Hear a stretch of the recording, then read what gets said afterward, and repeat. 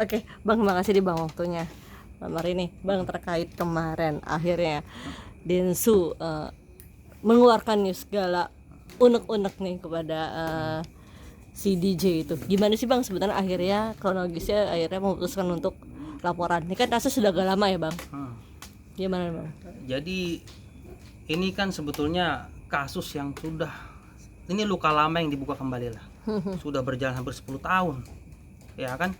Tiba-tiba yang kasus ini memang harusnya sudah clear waktu tahun 2019 lalu, pada saat tes DNA itu keluar dan membuktikan bahwa klien saya bukan ayah biologis dari anak tersebut, harusnya itu sudah menjadi tutup buku atas kasus ini. Dan itu juga kemurahan hati dari klien saya, karena saya sebetulnya sudah menyampaikan ini bisa kalau kita mau proses hukum, kalau mau pidanakan, karena sudah terbukti bahwa klien saya bukan ayah biologisnya. Tapi bahwa pada saat itu dia mempertimbangkan bahwa saudari Via ini kan juga seorang ibu, memiliki 2 orang anak. Jadi lebih baik kita maafkan saja. Yang penting kedepannya dia tidak mengulangi kesalahan yang sama lagi. Akan tetapi kemarin dan klien saya melihat ini seolah-olah diangkat lagi ke publik.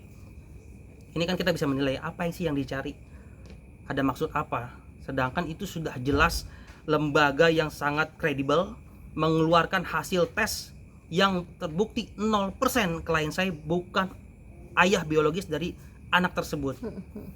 Lalu saat ini kalau dia mau tes DNA lagi, itu menurut saya tidak masuk akal ya. Kalau memang dia mau tes DNA lagi, dia mau tes DNA di mana? Sedangkan itu lembaga yang paling kredibel saat ini, bahkan sekarang sudah melebur dengan di bawah naungan BRIN.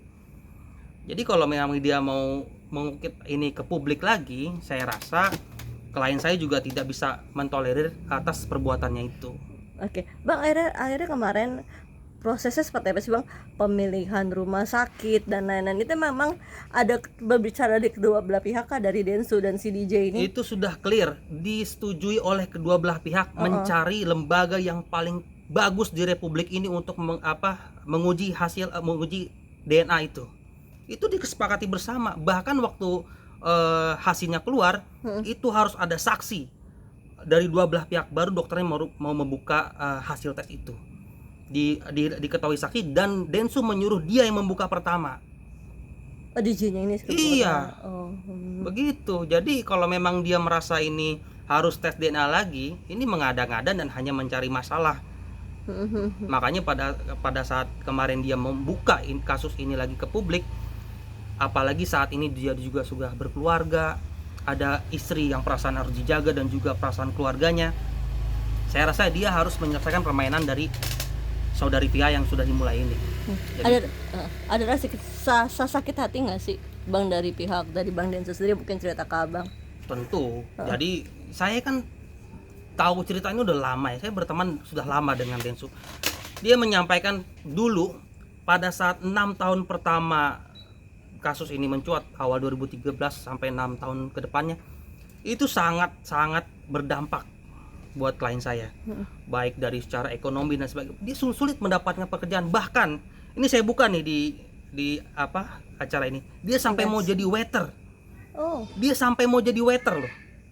Dia sampai ke saya, berarti kan kita bisa bayangkan betapa sulitnya dia pada saat itu. Dan untuk bertahan hidup, dia harus menjual apartemen dari hasil atletnya dia. Jadi saya tahu betul perasaan yang dia alami pada saat itu. Makanya kemarin pada saat kasus ini diungkap lagi ke publik dan dia cerita sama saya dan menyampaikan untuk segera laporkan, saya rasa saya merasakan juga rasa sakit hati yang dia alami pada saat itu. Gitu. Tapi baru kemarin hari ini ya, akhirnya DJ menghapus postingan itu. Gimana Bang? Ya silahkan, dia mau hapus Instagramnya pun itu tidak menghapus delik pidananya. Dia mau ngumpet dimanapun, itu peristiwa pidananya sudah terjadi. Jadi nggak ada soal bagi kami.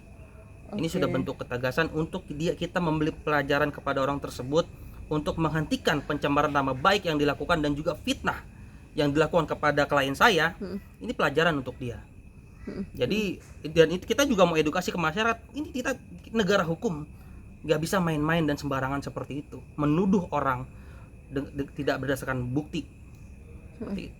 Oke, akhirnya kemarin laporan udah ada ini belum bang? Apa update maksudnya kapan Oh iya, hasilnya abang jadi dipanggil? saya sudah komunikasi dengan pihak Polda. Mm-mm. Tadi sudah disampaikan bahwa kasusnya ditangani oleh Polda Metro dan ditangani oleh cybercrime langsung, tidak dilimpah. Kira-kira begitu. Nanti untuk tanggalnya kita akan sesuaikan untuk pemeriksaan pertama. Pemeriksaan korban kita akan sesuaikan dengan agenda dicocokkan jadwal dengan penyidik dan juga klien saya. Hmm. Hukumannya berapa sih bang kemarin itu? Ya kita bisa lihat aja kalau yang kita laporkan 27 ayat 3 ya. Pencemaran nama baik di media elektronik itu ancaman pidananya 4 tahun dan denda 750 juta. Itu ancaman pidananya. Oke. Ya, gitu.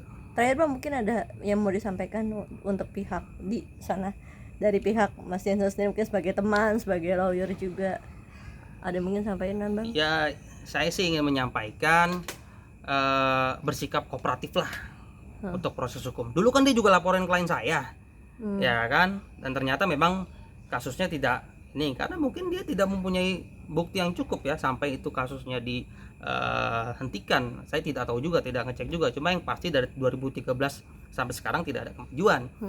Jadi saran saya karena kita situasi sudah berbalik, kita yang melaporkan dia bersikap kooperatif lah. Gitu. Oke. Terima kasih bang. Oke.